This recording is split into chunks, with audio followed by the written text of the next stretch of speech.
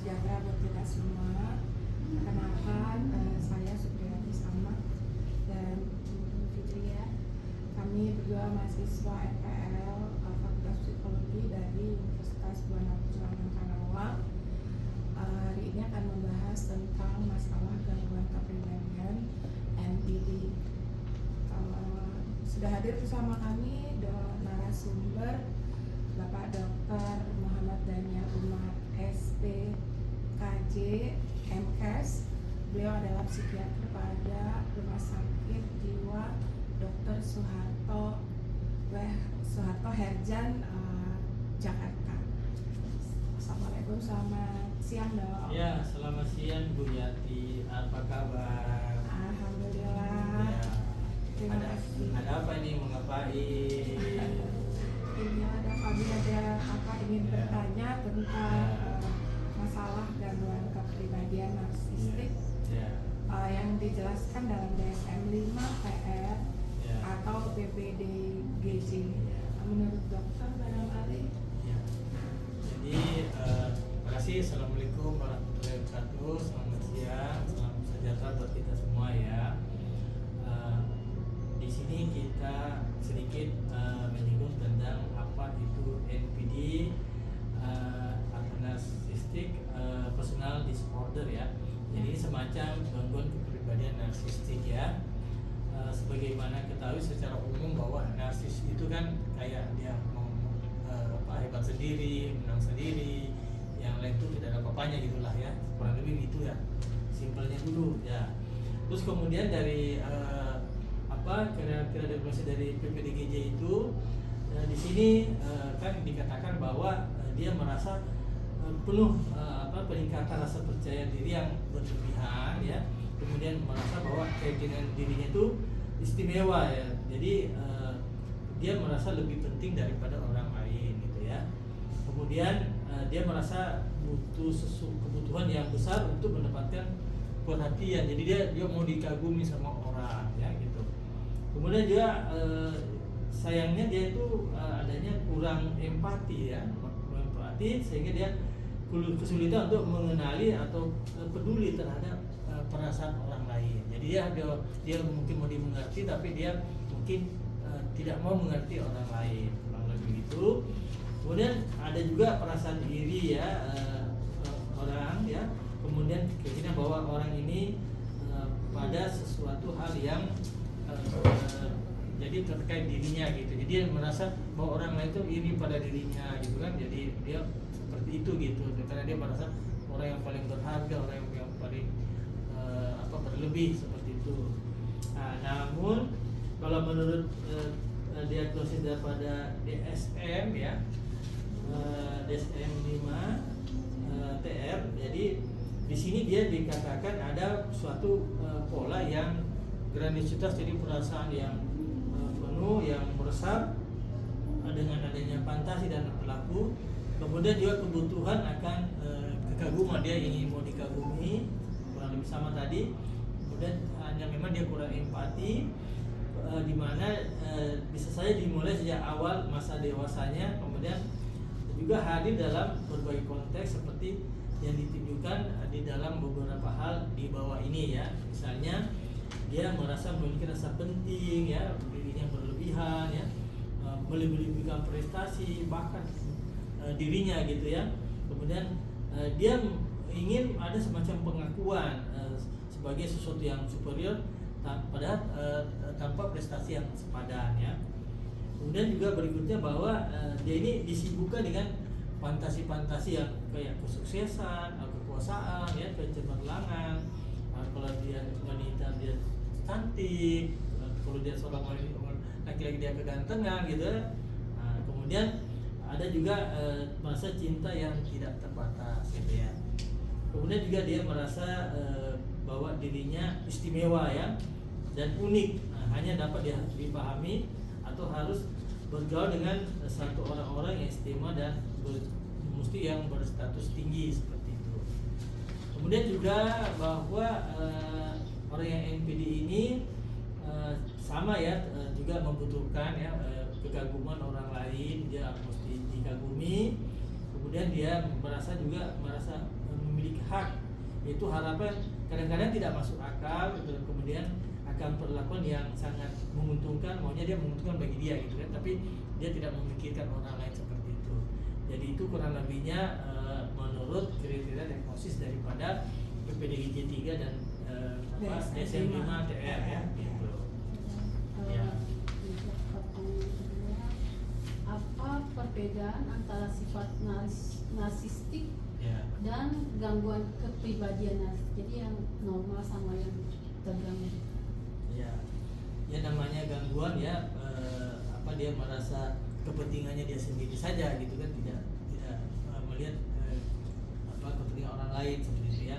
Nah, kalau kita melihat perbedaan sifat narsistik sama gangguan ini ya, sifatnya ini merujuk pada karakteristik atau pola perilaku yang menunjukkan bahwa dia mempunyai rasa diri yang tinggi ya, rasa pede ya, percaya diri tinggi untuk dihargai, kemudian merasa superior ya, lebih di atas daripada orang lain ya. Nah, ini sifatnya ini bisa saja ditemukan pada banyak orang dalam derajat tertentu dan tidak selalu menunjukkan gangguan mental. Jadi seperti tidak kelihatan ya gangguan, tetap dia nanti kita bisa menyadari ketika bahwa kalau kita sudah mengikuti ya bahwa ternyata ini agak beda dengan yang lain gitu ya. Nah, kemudian dia bisa kemudian dia mengagumi dirinya sendiri, merasa bahwa mereka lebih mudah daripada orang lain ya. Tetapi ini tidak mengganggu fungsi sosial hubungan mereka secara signifikan. Jadi dia bisa merasa seperti itu, tapi dia tetap bisa mengerjakan pekerjaannya, dia tetap bisa menyelesaikan pekerjaannya ya. Kemudian ada rasa memiliki keinginan untuk dihargai atau diikuti oleh orang lain, tetapi tidak sampai mengorbankan hubungan atau mengabaikan perasaan orang lain secara ekstrim gitu. Jadi mungkin dia masih mikir-mikir kalau dia mamanya bisa sampai merugikan orang lain ya.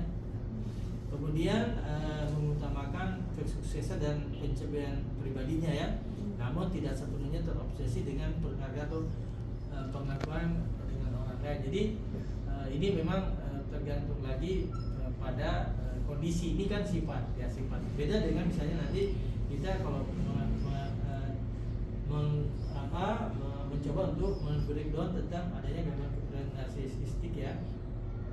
Nah, ini adalah satu gangguan mental yang lebih serius ya.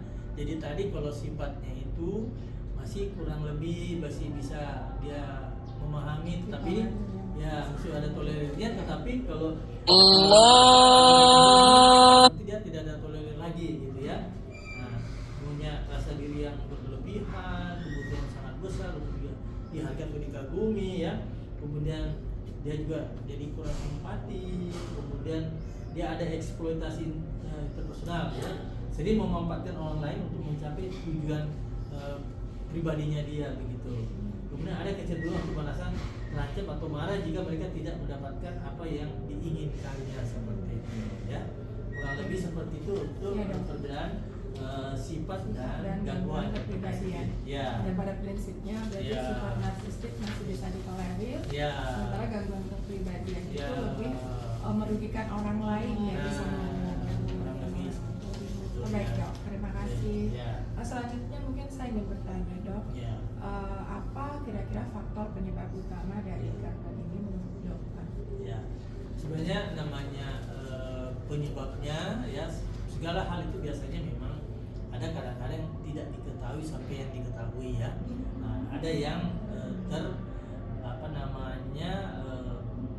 kemudian muncul bahwa kurang lebih seperti ini. Misalnya ya, adanya mungkin genetik ya, faktor genetik. Kemudian dari pola asuh dari orang tua juga, mungkin dari bawaan ya, genetik juga ya. Kemudian juga karena adanya itu tadi ya, kurang dihargai ya, jadi dia ingin meluapkan perasaannya ya, seperti itu. Nah, ini juga bisa kayak misalnya karena ada bully atau kekerasan, trauma, sehingga karena misalnya di dalam keluarganya ada suatu masalah sehingga dia juga muncullah kepribadian ini. Bisa juga karena faktor lingkungan dan sosial ya. Nah, faktor lingkungan sosial ini dia kemungkinan karena dia dituntut untuk mencapai sesuatu hasil ya, sesuatu hasil. Nah, di mana ini juga dapat untuk mendapatkan pengakuan secara sosial ya, dia membutuhkan pengakuan sosial. Nah, di sini dikatakan juga bahwa beberapa individu yang tumbuh dalam budaya yang sangat menilai berdasarkan penampilan dan kesuksesan eksternal. Nah, di sini juga butuh validasi ya, Dok, ya. butuh validasi, butuh pengakuan, butuh stempel dan lain sebagainya. Nah, bisa juga karena faktor kognitifnya itu sendiri. Jadi bagaimana dia cara berpikirnya, bagaimana persepsi dia, diri dia kepada lingkungan atau persepsi yang bisa menyebabkan terjadinya hal demikian seperti itu. Baik. Ya.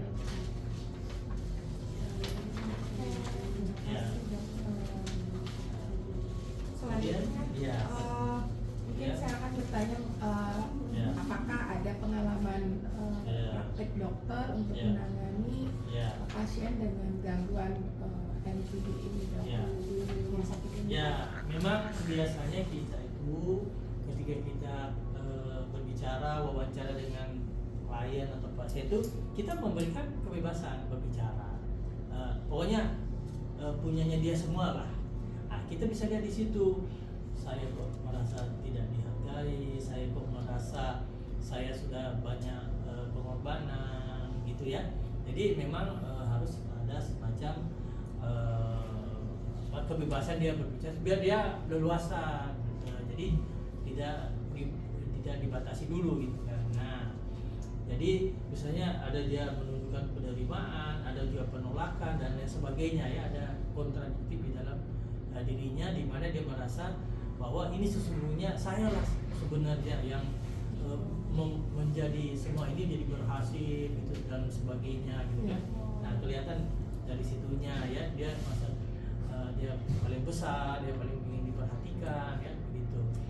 Nah, hanya saja nanti ketika kalau kita sudah konfirmasi bahwa apakah kamu bisa sendiri mengerjakan pekerjaan ini, apakah kamu sukses itu karena usaha kamu sendiri tanpa bantu orang lain. Nah, di situ dia mungkin agak melunak. Oh iya, memang sih. Tetapi pada akhirnya dia juga menutup dengan kalimat-kalimat bahwa saya lah orangnya. Jadi egoisme itu kelihatan.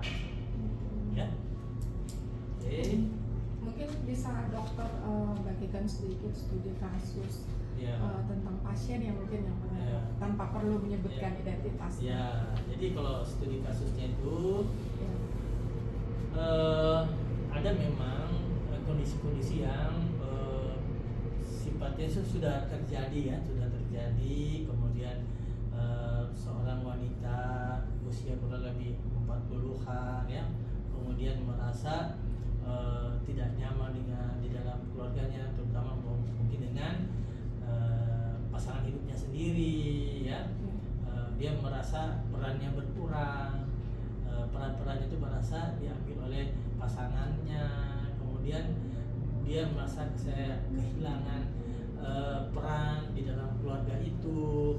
Kok pasangan saya kok semua yang dia miliki semuanya keputusan ada di pasangan saya, padahal saya juga punya peranan yang besar gitu. Jadi disitulah ya, makanya kadang-kadang makanya diberi semacam wawancara yang baik, membina hubungan dengan klien atau pasien ini, sehingga kemudian nanti dia akan membeberkan apa saja, kemudian nanti kita mencoba untuk klarifikasinya bahwa hal-hal ini terjadi asal mulanya itu dari mana gitu, bagaimana ini bisa terjadi. Jadi bisa saja karena Anda yang mengalami sesuatu keterbatasan, ada mungkin sakit atau ada halangan sehingga perannya sementara diambil alih oleh pasangannya begitu. Nah, tentu nanti apabila dia tilikannya sudah lebih baik, maka dia akan mencoba untuk merubah pikirannya. Jadi kalau ini dianggap gangguan kepribadian, jadi sesungguhnya dalam penelitian memang gangguan kepribadian sih bisa berubah ya, yang lebih baik minimal ya untuk dirinya sendiri atau orang lain tidak terjadi semacam konflik lah begitu. Bagaimana caranya masing-masing bisa berjalan damai, apa gitu. Jadi sesuai dengan harapannya masing-masing semua pihak. Kurang lebih begitu. Ya. Oke. Oke. Ya. Mungkin ini terakhir, apakah ada pesan atau Ya. saran dari dokter Ya. buat masyarakat supaya lebih bisa mengenali dan merespon Ya. orang-orang dengan Ya. kecenderungan narsistik yang ekstrim? Ya. Memang di dalam kehidupan sosial kita sehari-hari ya, kadang kita melihat ya dari perjalanan, misalnya kita taruhlah di dalam suatu perjalanan saya setiap hari hampir naik kereta gitu kan, jadi melihat orang-orang yang di dalam kereta padahal usianya lansia, dia butuh tempat duduk, tapi ini masih muda, masih kuat. Kenapa dia kayak merasa tidak punya empati ya untuk memberikan lebih dahulu kepada orang-orang yang sudah lebih tua gitu untuk duduk misalnya di kereta, supaya mereka yang lebih tua itu lebih nyaman. Padahal ini kan masih muda, ini kan dia bisa misalnya dia masih bisa berdiri, masih kuat kan gitu ya. Jadi ini salah satu contoh saja dari beberapa contoh yang lain. Ya. Terima kasih. Ya. Terima kasih Dokter Daniel Sama-sama, terima atas kasih. waktunya. Ya. Demikian tadi wawancara singkat kami dengan Dokter Muhammad Daniel Umar, SPKJ MKes. Ya. Terima kasih Dok. Sama-sama, terima kasih. Assalamualaikum warahmatullahi wabarakatuh. Waalaikumsalam warahmatullahi wabarakatuh.